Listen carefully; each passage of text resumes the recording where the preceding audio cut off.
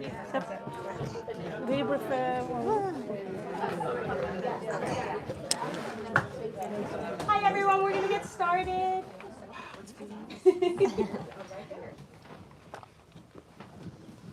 Thank you. First, I just want to say, thank you for everyone coming out tonight. This is definitely a mood lightener, so appreciate every single one of you for being here. My name is Tiffany, and I'm the Marketing and Events Coordinator here at Bookstore Magic. We are so excited to have Layla Martinez and Melissa Lozada-Oliva here with us tonight to celebrate Woodworm. But before we get started, I wanted to point out some logistics for how tonight's event is going to go. If you need to use the restroom at any point, the door is located right next to the Moleskine spinner over there on the right side of the room. We'll be doing hand-raised audience Q&A toward the end of the discussion, so start thinking of questions to ask and hold on to them tight. After the talk tonight, Layla will be signing and personalizing books at the table next to where you checked in. We'll let you know where and when to line up for that. If you're joining us virtually on the YouTube live stream, we'd love to encourage you to buy a copy of Woodworm online using the link in the live stream description. Woodworm. The house breathes. The house contains bodies and secrets. The house is visited by ghosts, by angels that line the roof like insects, and by saints that burn the bed sheets with their halos. It was built by a small-time hustler as a means of controlling his wife, and even after so many years, their daughter and her grandmother can't leave. They may be witches, or they may just be angry, but when the mysterious disappearance of a young boy draws unwanted attention, the two isolated women, already subjects of public scorn, combine forces with the spirits that haunt them in pursuit of something that resembles justice. In this lush translation by Sophie Hughes and Annie McDermott, Layla Martinez's eerie debut novel is class-conscious horror that drags generations of monsters into the sun.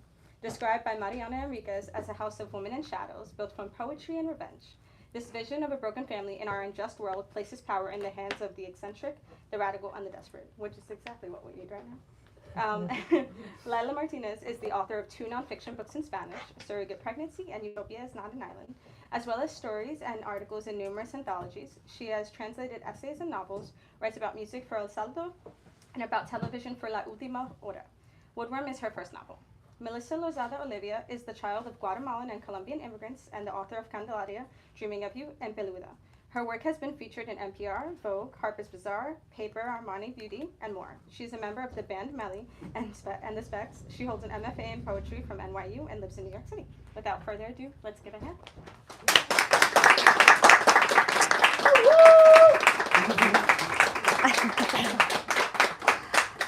Okay.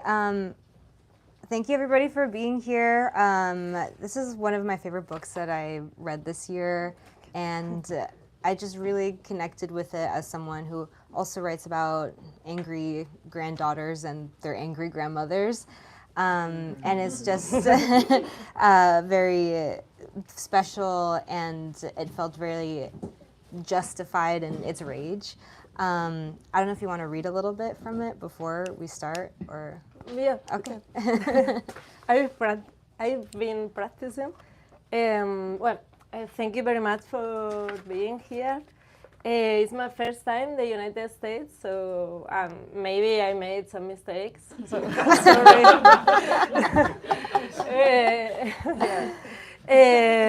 I have my notes here of the pronunciation, so I'm going to try my best,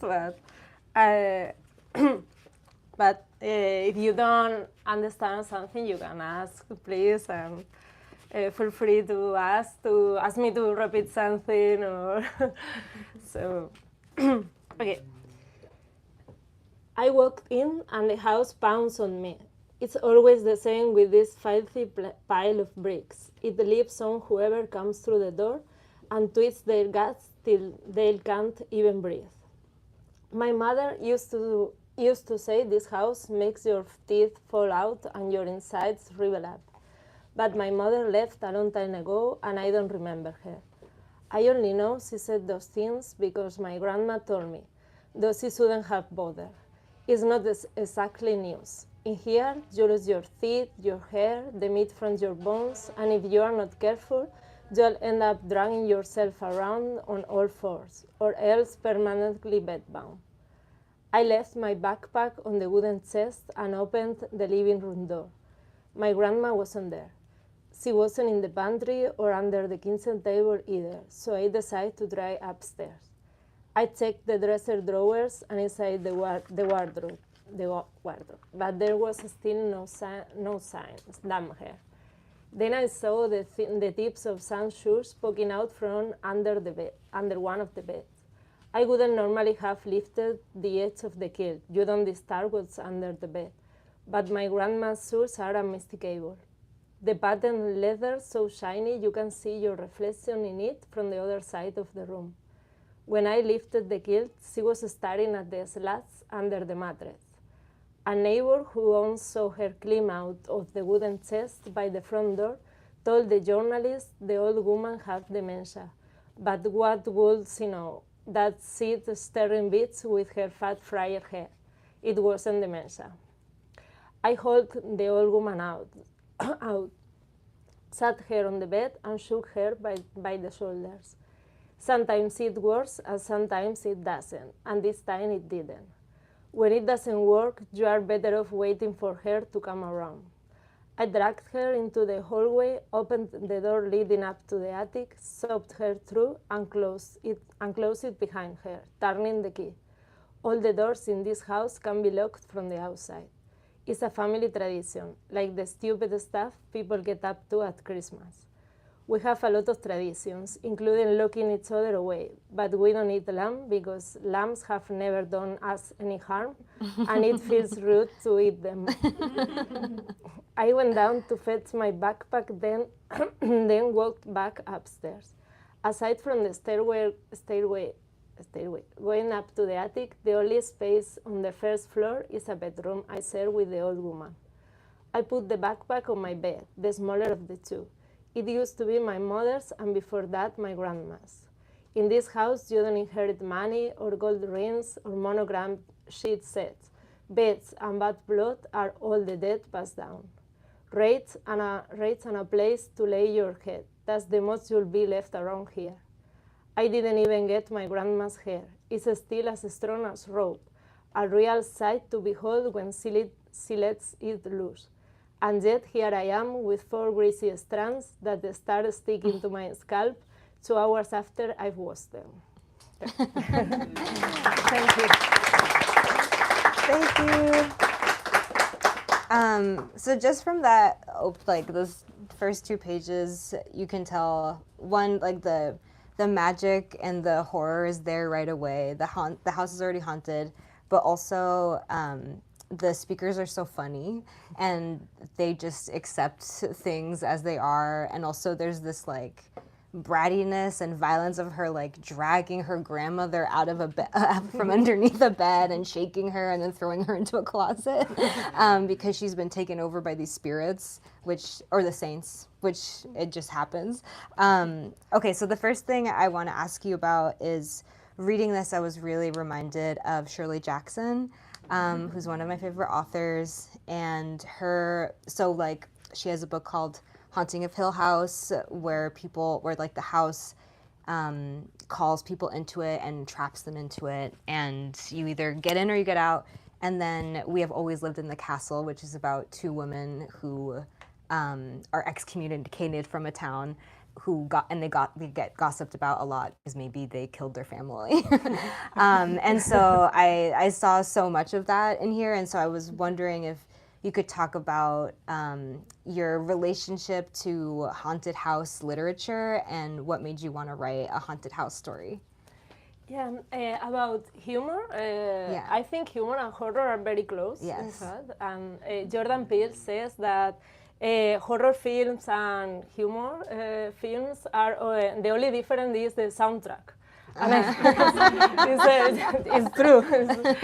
And about haunted house, I think haunted houses. I think Shirley Jackson is a big influence. Mm-hmm. Yeah, I think if you write haunted house stories, you have to know it's an influence sure for you. But I think Woodworm has to do with Latin American tradition, fantasy, magic realism. I don't want to say magic realism because now everything is magic realism. If you write in Spanish, It's magical.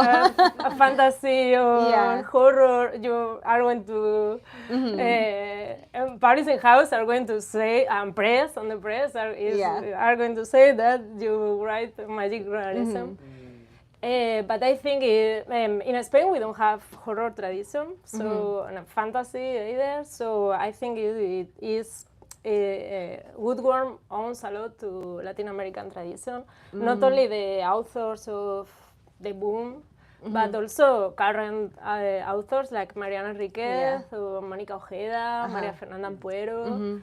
I think it's a very good moment right now for horror and for horror from Latin America, from fantasy.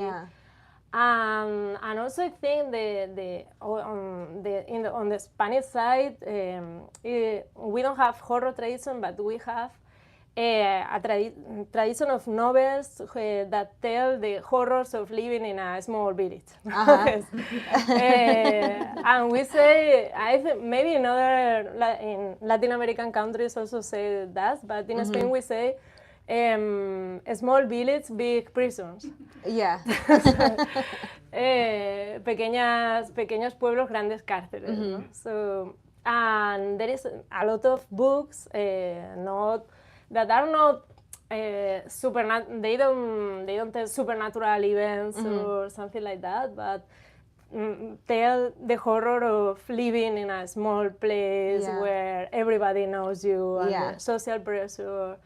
Like The House of Bernarda Alba by Lorca is the most famous in Spain too, and The House of Bernarda Alba is not a horror story because there are not ghosts or something like that, but it's a haunted house too, because they are trapped in a house, not because of a ghost, but because of patriarchy.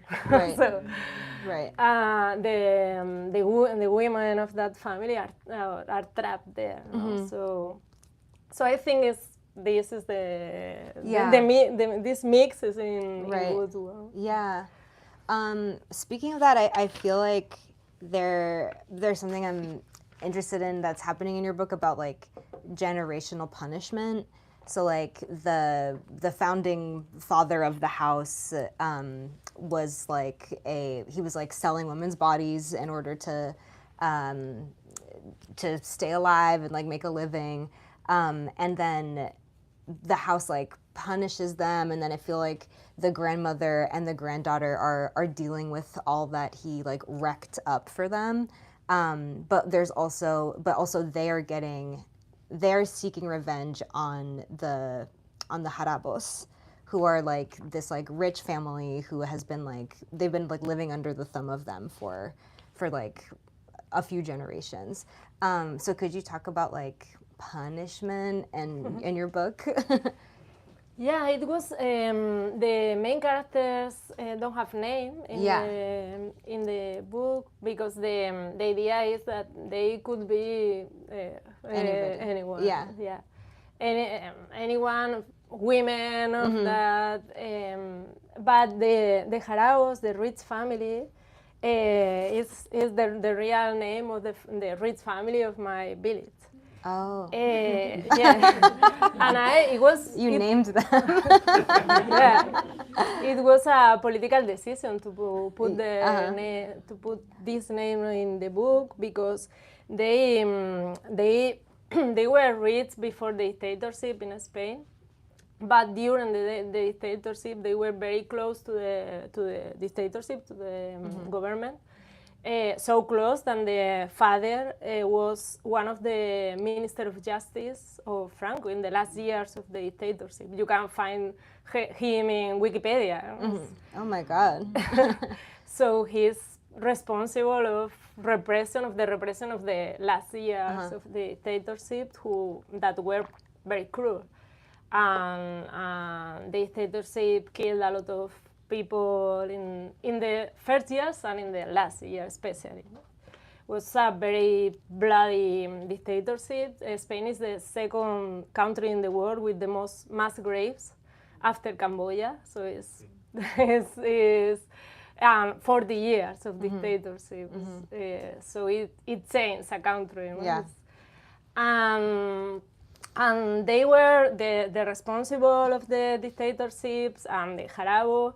They didn't were put in trial, brought to trial. Yeah. I don't know how to say. That's I'm it, not sure. Never paid for what For their sins.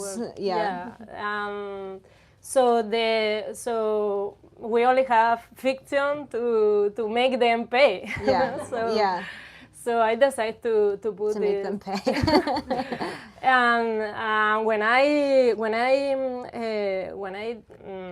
was interviewed in Spain after the launch of the book there, in a big radio station there, I said at the interview that I hope it was a joke, but it wasn't a joke. I said, I hope the Jarabos don't denounce me because of the name. And the day after, I received an email from an association that searches the body of people who disappeared during the dictatorship. And they say, don't worry because we have lawyers. Oh my God. You can say whatever you want. Oh my God. So I have lawyers in Spain. Okay. I can say their name. And a friend said to me that maybe the revenge, because Woodworm is about revenge. Yeah.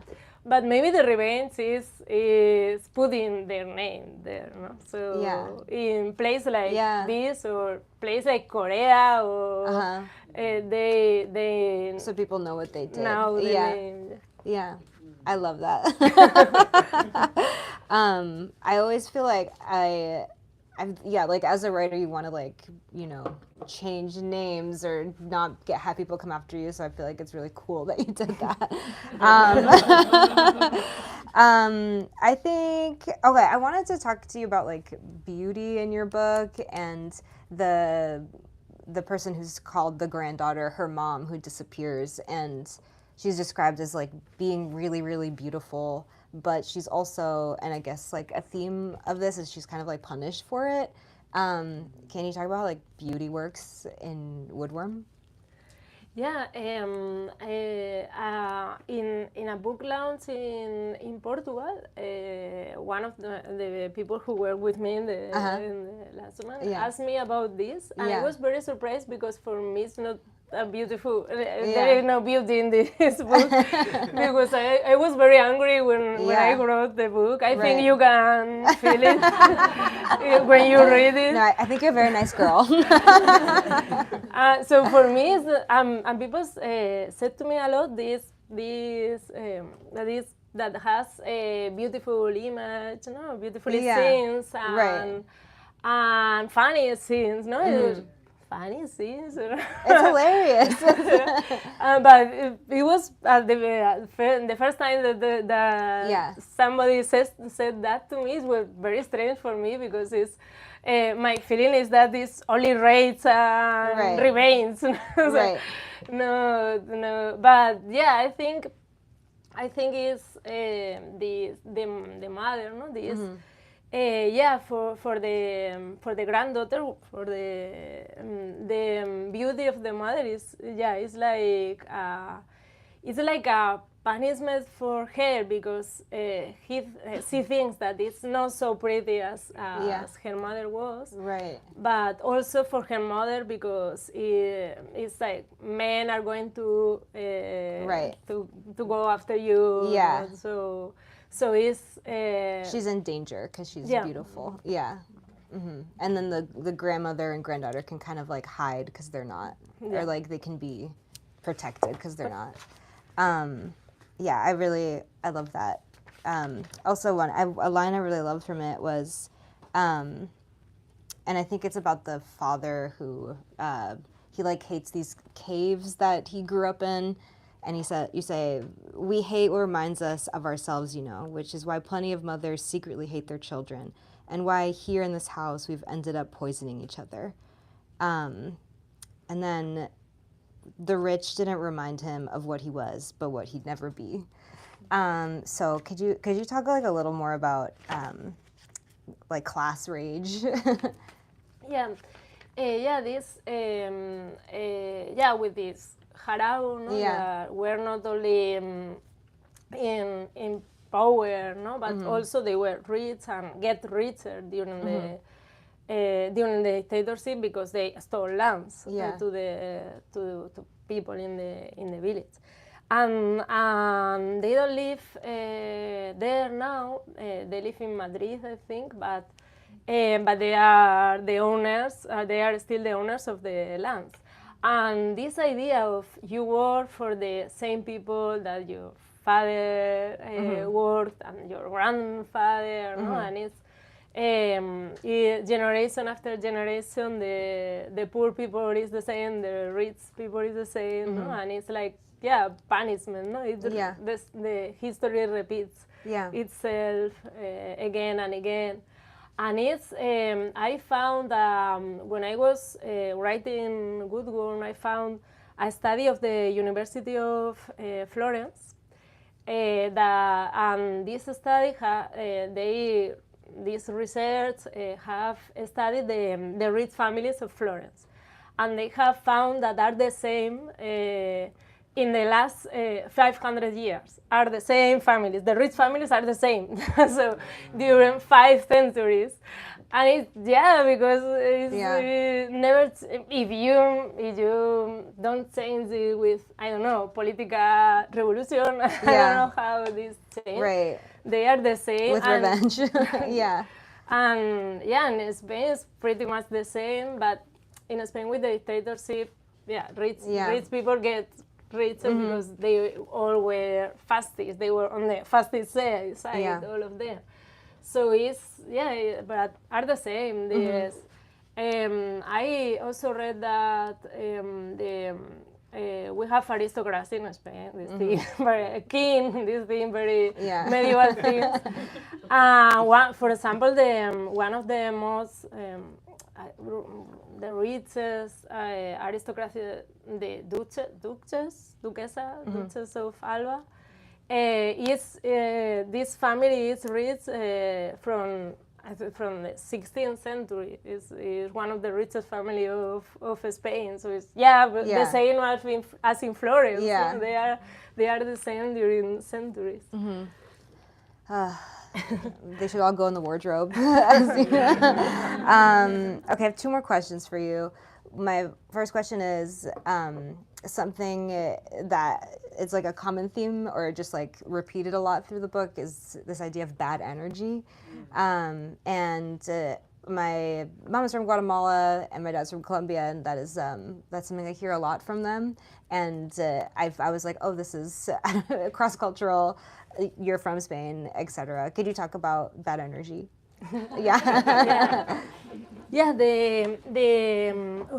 house in the novel is my grandmother's house. It's your grandmother's house. Yeah. Oh my God.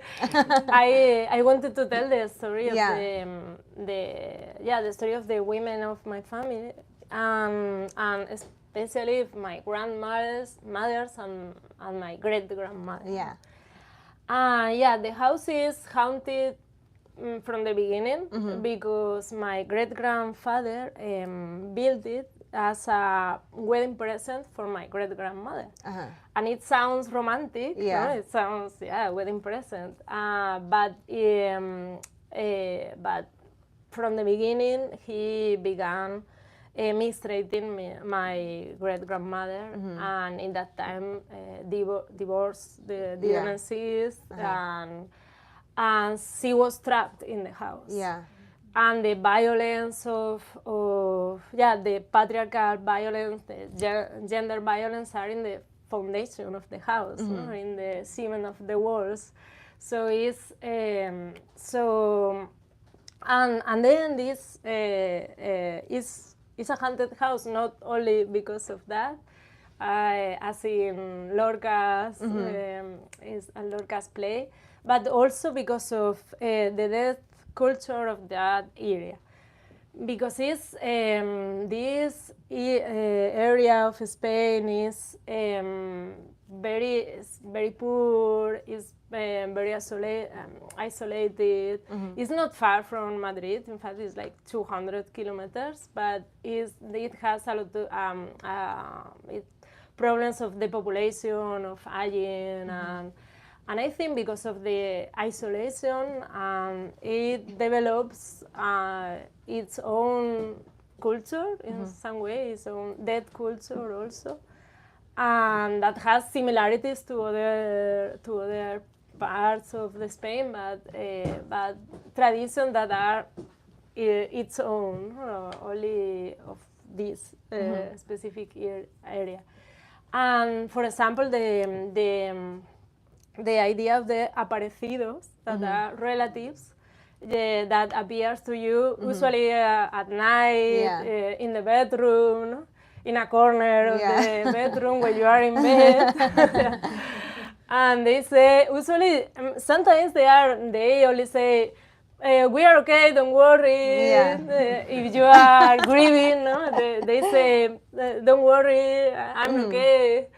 And sometimes it's for asking for a mass, for example, no? Or asking for something that is unresolved. That is, in the Western tradition, is the idea of a ghost. No? A ghost always have business unresolved, no? Unresolved business. But this idea of this aparecidos that also appears in Almodóvar's film, like Volver, because Almodóvar is from La Mancha too. La Mancha, the name in English is the stain. So the name itself is and this place, and for my grandmothers, especially my great-grandmothers more, has a lot of these traditions that has to do with the dead culture, and for example, it's not you when you go to her house, she said, don't go to the bedroom if you don't want to see my sister. Oh my God! My sister is dead for 4 years ago, so no, I'm not going to go there. Don't worry. Have you seen ghosts in her house? I don't, but my grandmother says that she says she has seen. And for her, she's not afraid of that. And also, for example, spells, curses also are not so strange. Right. But are mixed with Catholicism. They don't think as, these women don't think as themselves as witches, no? Right. Because they are Catholic, no? So, so you ask a saint you ask for a curse for healing your leg, no? It's the same. You ask Santa Gema, no? For whatever, no? And they don't consider. They think they are praying, nor casting a curse. Casting a spell. So it's mixed all these different tradition from different so a Woodworm is a horror story because of that too, no? Because the idea of ghosts and the idea of relatives that appears to you, no? And curses and are now they are not so common because it's young people don't believe in that kind of things. We are losing it, in fact. So putting it in Woodworm it was also a way of not losing it, no? To remember, cherish it, honoring it. And also the house it has a weird energy. Anybody wants to sleep there alone, right? And also I didn't put in the book things. For example, I didn't put a story that my grandmas remember when she was a child, my great-grandmother hired a man to dig a well. Yeah. On the backyard, in the back on the backyard. Yeah. And when he was digging, he found human bones. Oh. And my mother, my grandmother was like 7 years old, and she forgot that story. But like 20 years later, or 30 years later, a neighbor built a house nearby, and when they dig the foundations of the house, they found again human bones. And they went to the town hall to what is this? Why what are these? human bones? And they found that they are not sure, but they found that maybe it's a cholera epidemic in the 19th century. Yeah. And they buried them far from the village to avoid contagion, to avoid the plague, Right. So, and I didn't put it in But Woodworm. still what spreads is the bad energy. I didn't put it in this story in Woodworm because it sounds to me like a Hollywood cliche. Like, the bones and the cemetery under the house. And I thought that nobody's going to believe that. Yeah. So, because it sounds like poltergeist. This film. Bones in the well. Yeah. That's crazy. Okay, my last question is, okay, so you just told me about your grandma's haunted house and how you just like lived in there. Could you tell me what, so it makes me think that you're not like afraid of a lot, but could you tell me what you're afraid of? Fascism. Yeah. I think it's it's my mayor miedo, my greatest biggest fear. Yeah. And Donald Trump is no, being here as Donald Trump is being elected is but yeah, fascism. It's my worst nightmare. Yeah. Thank you. Okay, so now we'll open it up for questions from the audience, if you have any, and I'll repeat them to the live. No, go ahead. Okay. First, I want to say that I really like Utopias en la Isla. It's a reference for me. It's a really beautiful book, and it's how I understand the new works of science fiction.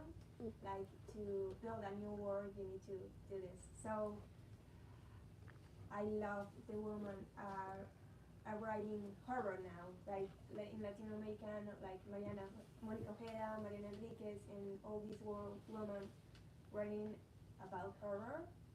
So like the question is like, I'm really glad that you're writing horror. So the question is like, you think it's something special that woman now is writing, like it's a boom to write horror. I mean in Latin American, but now in Spain and all the world. Like, what you think is, I mean, when you write Utopian is an island, you tell the meaning about write new words. So I would like to know what do you think is happening to all these women writing about horror and like to take this one for making those. So the question is, why are women writing about horror now in Latin America and all over? Yeah, I think horror is I don't know if you agree, but for me, horror is the most political genre. Mm-hmm. But maybe it's coded, coded. Because, for example, when you saw, for example, haunted house stories, there is a long tradition of women writing haunted house stories. And I when I was writing about the women who who were pioneers of science fiction in the 19th century. I wrote a paper about that. And I found that all of them wrote haunted house stories, almost all of them. And they were bourgeois women, no? Because in that time only bourgeois people wrote. No? But they were, with these stories, I think they were saying that houses are not safe, are not always safe. Yeah. We have this idea of houses are places to rest, to where you are safe, and to relax. No, but for women, it's for queer people also are not always that. No, because for example, to rest, you have women works a lot in the house. No, cooking, cleaning, taking care of children. No? And also is not a safe place a lot of times. So I think these women were saying that, no, that houses could be very dangerous place. Yeah. No? And I think maybe it has to do with that, no, with for example, also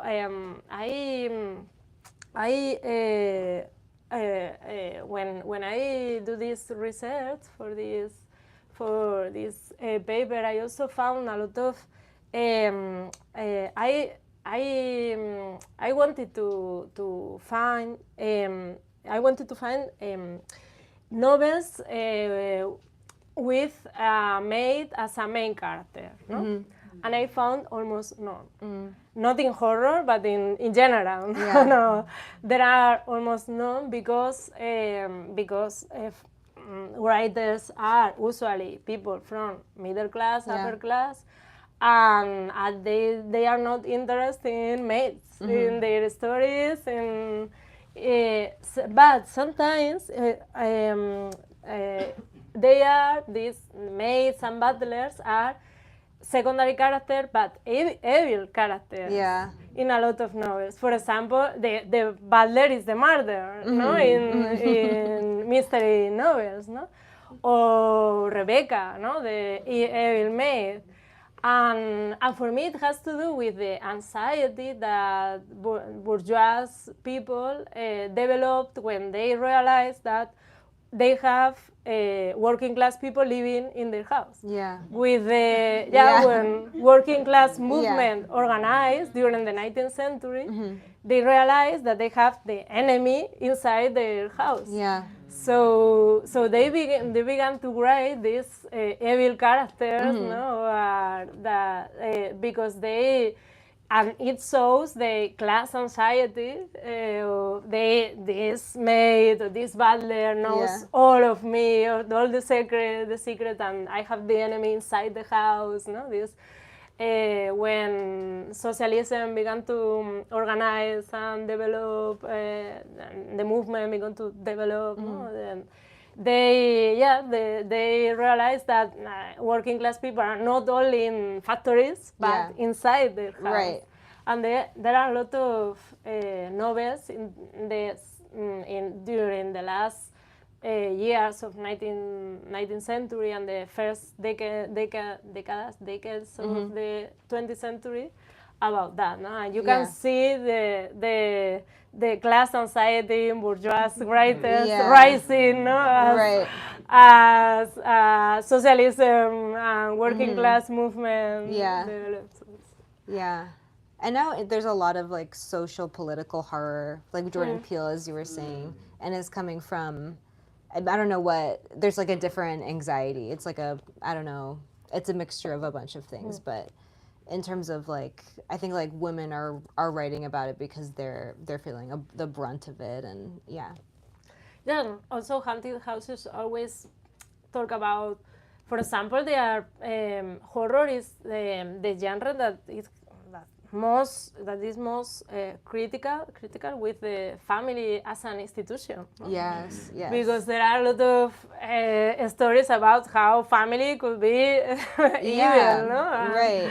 And Shirley Jackson wrote domestic horror, often like in the house because she had this like really fraught relationship with her mom, and she was like, I don't want to be this kind of woman, and her mom was really abusive to her, so she was like, I want to explore this. Anyway, it's a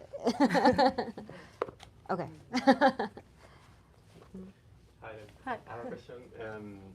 One thing I loved about the book was when they were at home and they were cooking these horrible stew, but they kept eating Oh, it. And yeah. I found it fascinating how well you capture, I think, or that's my reading at least, how you capture these kind of like, habits and rituals that are like part of family itself, and you can kind of like replicate wherever you go. Like when you leave home, you keep on replicating these things, even though you might despise them. And I was thinking of these related to this concept of domestic realism by Hester, which she says that this kind of like education and upbringing kind of like determines our way that we see the world, and it's very difficult to get rid of these things. And I kind of like, I saw in your story kind of like a shining of hope at the end, like because the main character is kind of like breaking with this and ending this for good. And was it the intention, or was it? Do you think there's things that should be same like the culture and like should be replicated and kept, or just is it? So the question is about like what should we keep in our culture and why, and what should we be rid of or move on from? Yeah. We have to repeat for the For the phone. Yeah. Oh no. Yeah, and the meal that the grandmothers cook again, and it's always the same, is pretty real because my grandmother hates cook and always she hates cooking, so she puts whatever has in the there and try to. I don't know how to say in English. I love like the dipping in the bread, dipping bread in it. And so when people say, "Oh, my grandmother's meals," no, I miss them. I don't miss them. I cook better than my grandma's. So it's, and I don't remember the question. This thing that you keep replicating even though you hate them is part of your, like, it's something that you can get rid of and completely, or what do you think? Or is it something that stays with us? How you repeat your family's, this like generational trauma. No? Yeah, I think this one was one of my main interests, no? when I wrote Woodworm, because I think a lot of this, no? Of how you replicate what your father or your mother did, no? Because I don't know if I think the things that define you the most maybe are the things that you don't choose, no?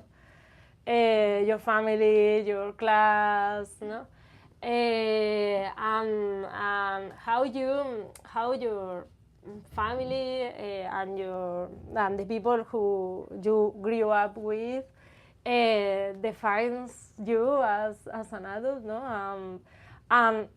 Not only because you replicate it, but also because you try to escape. No? It's, when you try to escape, or when you try to put distance, no, it is you are also you are still engaged with that. No? Yeah.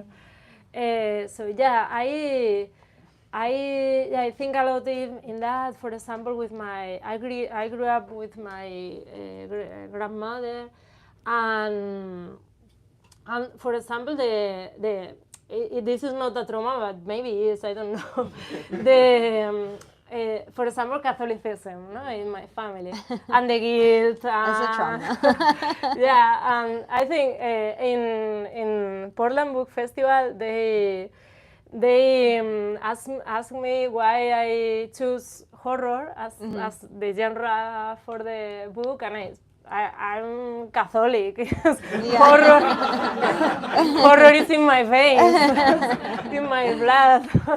So but she read to me the biographies of saints when I was a kid, and they are horrible, all of them. There are people being tortured and murdered, no?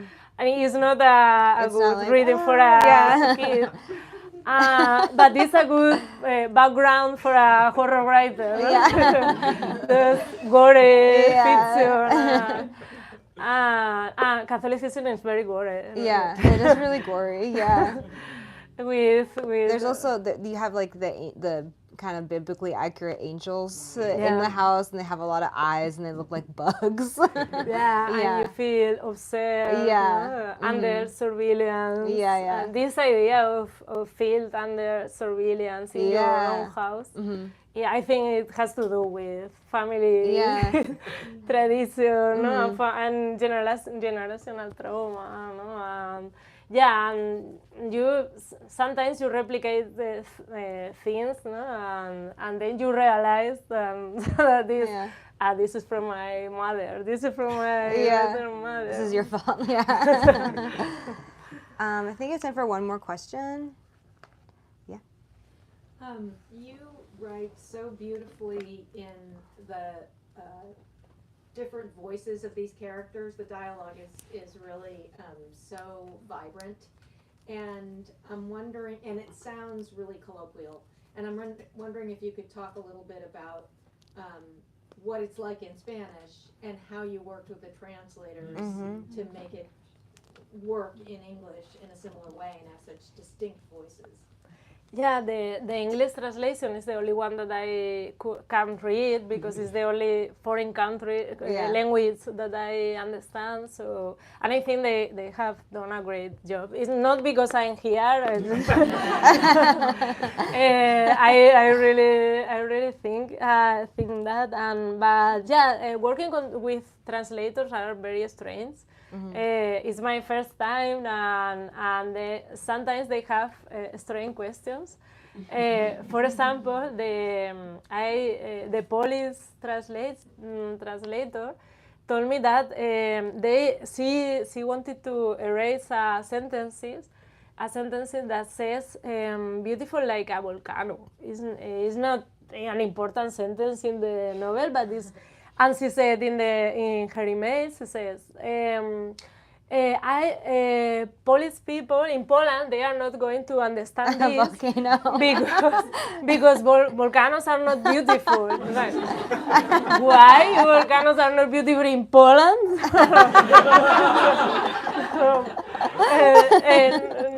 In other countries are beautiful. And for example, the Arab translator, I sent him a lot of pictures of villages in Spain, of cemeteries in Spain, but he didn't ask anything about volcanoes. So in Egypt, volcanoes are beautiful.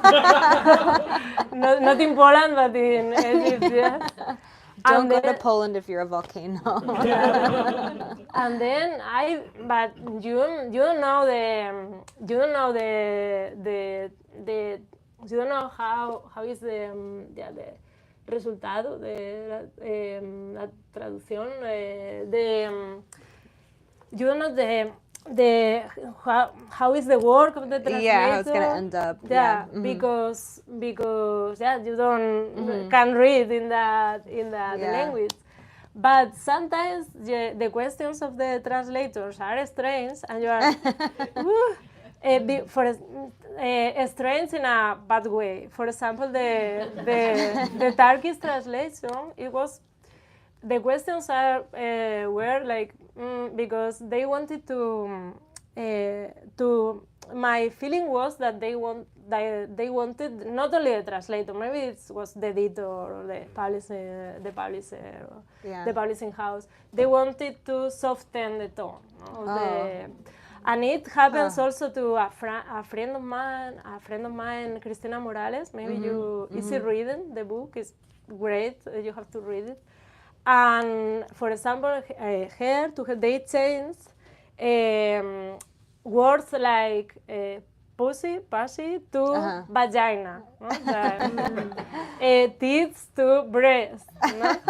And for me it's censorship, right? This because you are that takes away, because you are changing the tone of the novel and the words, and but you really don't know what the translators do in other languages, but with Annie and Sophie, the questions were more for the oral language in Spanish. The oral language is in the Spanish in Carcoma, no? The Spanish book. For me, the oral language is very important because the way you speak it says a lot of you about you, no? About your class, about your gender also, because for example, women tend to say more thank you and I think, I believe, and men tend to say what they think directly, you know. For example, working class people, we speak louder and faster than upper class people, no? And also it says about your country, no? And in the Spanish book there are words that are very local, only from this area that don't appear in the dictionary. And people in Spain from other areas don't know these words. Right. So a translator it's impossible for them to know these very specific and very local words, no? So, but they ask, this is not a problem, no? And also, for example, there are words that are written as you pronounce it, but not in the correct way, no? So the Annie and Sophie also asked me, what is this? No? When you say, for example, in Spanish, para, no? For something, we say a lot pa, no? Not only in my village and in a lot of countries we say a lot pa, no? Not the word. The proper, they asked me this kind of thing, so with them it was easy, but with the Poland translator, not so easy. Wow. Well, the book is beautiful like a volcano. So, everyone buy it. Thank you for coming. Thank you so much for coming. You can buy other copies of the book at front. Buy them for everyone in your family. Everyone needs to read this. We also have copies of Melissa's books up front as well. Also buy those books. Get them for your family. Thank you so much to Melissa, and thank you.